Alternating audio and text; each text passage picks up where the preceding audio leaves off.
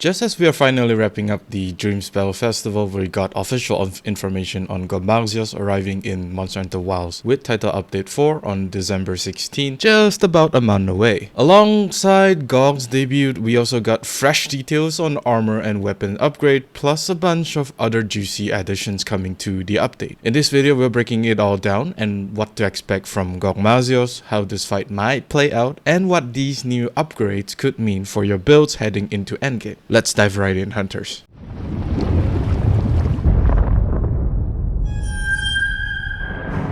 I'm pretty sure many of you, like me, will be facing Gogmazios for the first time. I started my Monster Hunter journey back in Worlds, and I know a lot of you did too.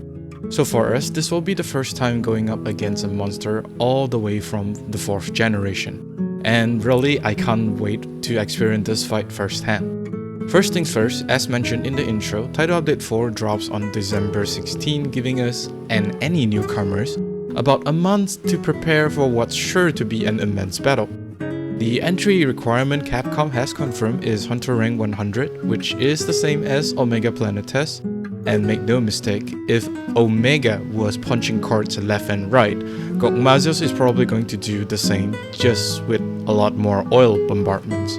So if you haven't already, now's the time to upgrade your build, prep your defenses, and start fine-tuning your setup for what's coming. GOG isn't going to be easy on anyone. The second part should be familiar to everyone by now. Fire and dragon weapons will both be essential for the Gogmazios fight.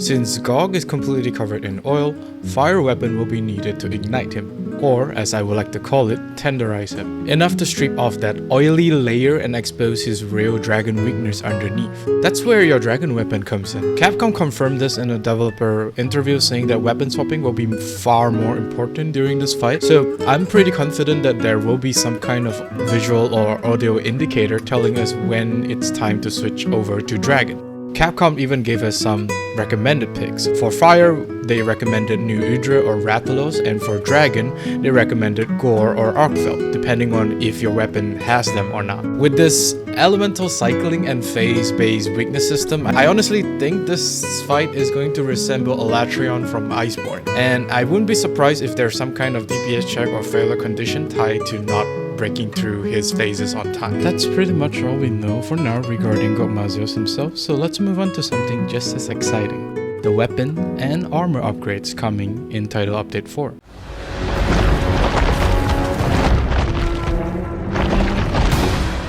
To help hunters gear up, Capcom is introducing a new system called Transcending, which unlocks once you reach HR 100 and beyond.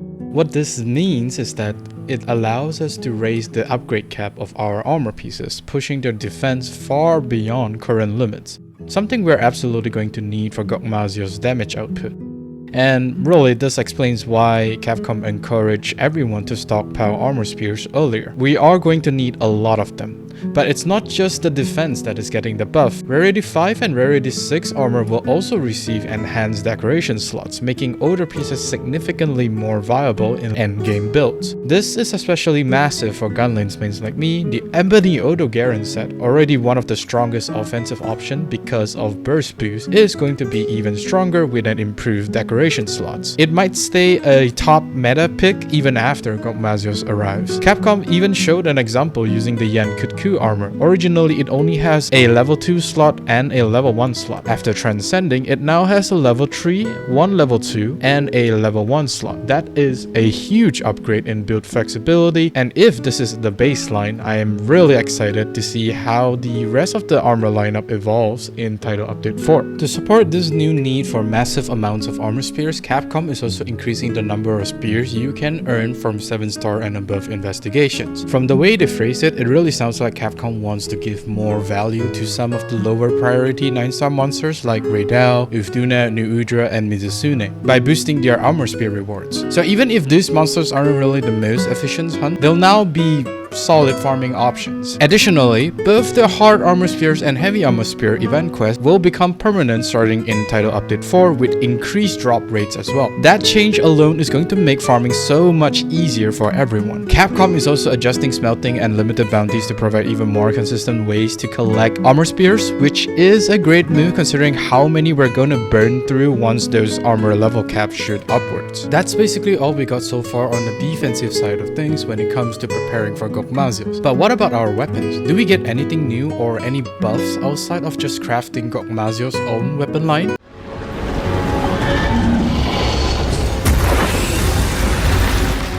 Now for the weapons themselves, it looks like the Artian weapons are getting some really juicy upgrades, and this is where a lot of the Gogmazios grind is going to happen. From what we know so far, materials from Gogmazios will be used to upgrade our Rarity 8 Artian weapons so that they gain both a set bonus skill and a grip skill. That alone is actually pretty insane. However, there is a catch. It seems like the set bonus skill and group skill you get are going to be RNG based, at least according to the information that we have right now. And that's a bit worrying because the existing Artian reinforcement RNG is already pretty rough. Adding even more RNG on top might turn this into a serious grind. The good news is that these new upgrades will retain your existing Artian reinforcement bonuses, which is great, but it also means you'll basically need to engage with the Artian system for things like getting 4 attack, 1 sharpness for elemental Gunlance, or 5 attack for raw Gunlance if possible. And let's be honest, I don't think most hunters have been rolling perfect Artian setups yet. On top of that, Capcom mentioned there will be reinforcement bonuses stronger than the standard Artian weapon, which I'm still not entirely sure about. Does that mean another layer of RNG on top of the usual Artian rolls, plus set bonus RNG, plus group skill RNG? We'll have to see how it all works once Title Update 4 drops. To help hunters prepare for all this Artian RNG, the 2 event quests that rewards Artian parts are being made permanent starting today, which is a great move. So if you haven't started gathering Artian materials yet, now is definitely the time. Now, does this mean we should be starting to roll for Artian RNG right now? In my humble opinion,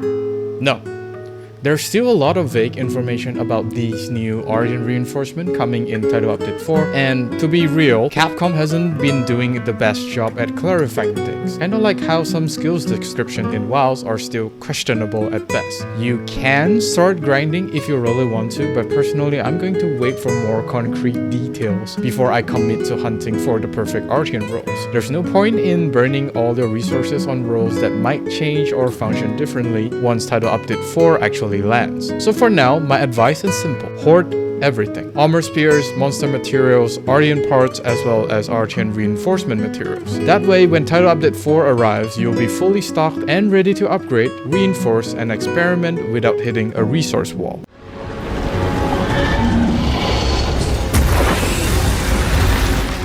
And that's everything we know so far about Gogmazios and Title Update 4. Of course, I didn't cover every part of the update. This video focused mainly on GOG himself, but even just this portion is already packed with huge changes. There's a lot to prepare, a lot still unclear, and a whole lot of grinding ahead.